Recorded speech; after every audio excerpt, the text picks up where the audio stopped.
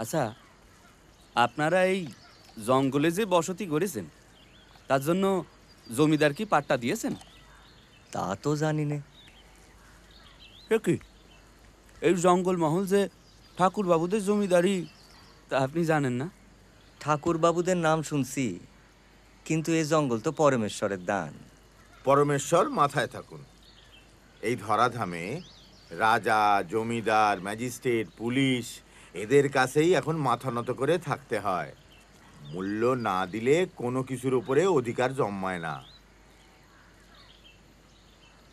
মূল্য দেবার তো কোনো ক্ষমতা নেই আমাদের। দেখুন, আমি বলি কি, আপনি বরং ঠাকুর বাবুদের সঙ্গে দেখা করে একটা ওই বোঝাপড়া করে নেন। তেনারা খুবই শিক্ষিত এবং সম্ভ্রান্ত, কিন্তু প্রজাদের থেকে খাজনা আদায়ের বিষয়ে ভীষণ কঠোর। এখনকার জমিদার দেবেন্দ্রনাথ ঠাকুর সর্বজনপূজ্য, দেশ বিদেশ খ্যাত মহাপুরুষ। তিনি যতদিন মহর্ষি হননি ততদিন তবু দিন দরিদ্র প্রজারা তার কাছে গিয়ে ধর্ণা দিতে পারত। তিনি দয়াও করতেন। কিন্তু এখন তিনি ব্রাহ্ম সমাজের মহাগুরু, নিরাকার পরম ব্রহ্ম নিয়ে এত ব্যস্ত যে গরিবের কথা শোনার সময় আর তার নাই। সব কাজ ওই নায়েব কর্মচারীদের উপর ছেড়ে দিয়েছেন। যে কোনো মুহূর্তে পেয়াদা পাঠিয়ে আপনাদের উৎখাত করে দিতে পারেন। তাই আপনাদের এই খাঁচা থেকে বেরিয়ে দুনিয়াটা চিনতে হবে তো।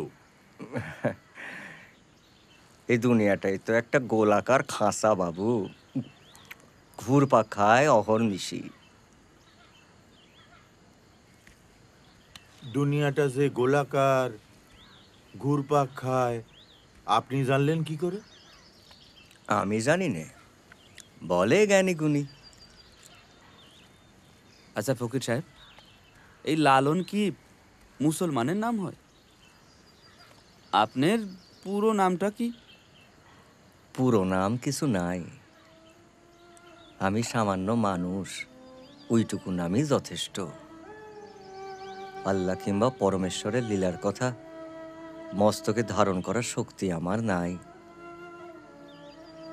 এখনো তো মানুষরেই ভালো করে চিনলাম না, আর নিজেরও এখনো জানি না। আত্মানং বিদ্ধি, নিজেরে জানো, এ তো বহুকালের তত্ত্ব। এসব তত্ত্ব আমি বুঝি না বাবু। যখন কোনো কথা বুঝাইতে পারি না তখন এক একটা গান আমার মনে আসে। এই যে আপনি করলেন খাঁচা, খাঁচা, আমার মনে এক কলি পদ ঝাঁক বাঁধিয়ে এলো। খাঁচার ভিতর অচিন পাখি কমনে আসে যায়, আমি ধরিতে পারলে মনো বেড়ি দিতাম পাখির পাই, কমনে আসে যায়। এ আপনি কি শোনালেন ফকির সাহেব? খাঁচার ভিতর অসীন পাখি, এত গভীর কথা এত সহজে বলা যায়? এ তো মরমী কবি, তাই না মীর? আমার তৃষ্ণা যে ক্রমেই বেড়ে যাচ্ছে ফকির সাহেব। ইচ্ছে করছে আজ এখানে থেকে গান শুনতে। হরিনাথদা, আজ আর দেরি করা যাবে না গো। কাল আবার সকাল সকাল সম্পাদকীয় ছাপতে হবে। তাও বটে। আজ তবে বিদায় দেন ফকির সাহেব, আরেকদিন আসা যাবে। আমরা থাকি যাই কয়েকদিন, সাইজির কাছে গান বাজনা শিখবো। কিরে দুদ্দু? সে তো ভালোই হবে, আমিও শিখবো আপনাদের কাছে। আসেন।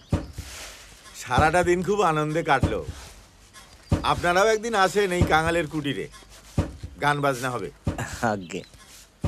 বর্গা খেপিরে একটু সাবধানে রাখবেন, ওর আবার মতিগতি ঠিক নেই। না, সে তো নাম শুনলেই বোঝা যায়। আপনি কোনো চিন্তা করবেন না, আমাদের এই বসতিতে এরকম পাগল অনেকেই আছে। বসে আছি ওহে ফকির সাহেব দয়াময়। একটা কথা বলি, আপনাদের এই নতুন বসতিতে আপনারা সুখে শান্তিতে গান বাজনা নিয়ে আসেন, বেশ কথা। কিন্তু জানেন তো, এ দুনিয়াটা হলো শক্তের ভক্ত আর নরমের জম। যখন রটে যাবে যে এখানকার মানুষেরা শুধু নাচে আর গায়, কোনো অস্ত্র ধরতে জানে না, ওই নেড়ানেড়িদের মতো, তখন দেখবেন নানা দিক থেকে সোরাগোপ্তা আক্রমণ শুরু হয়ে যাবে। দেখুন, কাগজ চালাতে গিয়ে তো গায়ে গঞ্জে ঘুরি, সাধারণ মানুষ আপনার গান পছন্দ করছে, কিন্তু বামুন পুরুত আর কাঠ মোল্লারা তো গেছে বেজায় খেপে। তারা আবার আপনাদের সম্প্রদায়কে পথভ্রষ্ট বেইদিন মনে করে। আপনারা হিংসা চান না, কিন্তু হিংসা আটকানোর শক্তি তো দরকার, সেটা অর্জন করতে হবে তো।